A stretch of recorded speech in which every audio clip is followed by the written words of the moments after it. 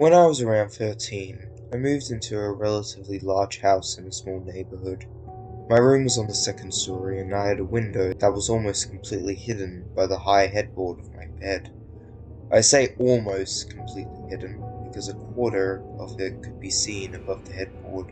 I was, and still am, really paranoid about people watching me, so I would feel uncomfortable at nights while on my computer, even though it seemed impossible for someone to look into a window several feet off the ground. Whenever the thought would come into my head, I would take the pillows from my bed and put them on top of the headboard to cover the window. After a few months of living there, I would sometimes hear tapping. It was as if someone was knocking on wood. At first it was 1 or 2 knocks, but after a while it would be 3 or 4 knocks. It didn't happen very often, but it always happened late at night.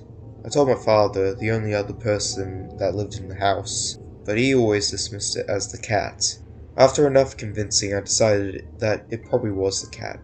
After a year passed, with the tapping happening every other day or so, my cat passed away. It was sad, because I had her since she was just a kitten, and her passing was very unexpected. She was an indoor cat and somehow managed to get outside. We thought she had just run away at first, but after a week of searching we found her. She had been killed by what we assumed was a dog or other wildlife creature. I didn't hear the tapping after my cat died, so that comforted me, in that I knew it was indeed her who was doing it. Or so I thought. After around a month, I heard the tapping again. This time, it wasn't the sound of wood. It was the sound of someone tapping on a window. I was facing the computer and facing away from the almost covered window, so hearing that tapping and hearing it so clearly, I didn't really know what to do. I ran out of my room and told my dad. He came into my room and looked out the window to find nothing.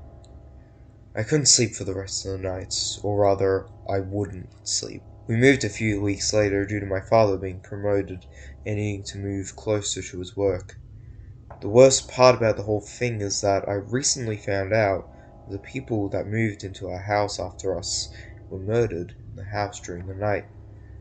Their killer was apparently an old neighbor that broke into their room via the window, according to my father, who was relaying this news to me. The killer's house had several pictures of our house inside it. The pictures dated back to around 2006, when we still lived in the house.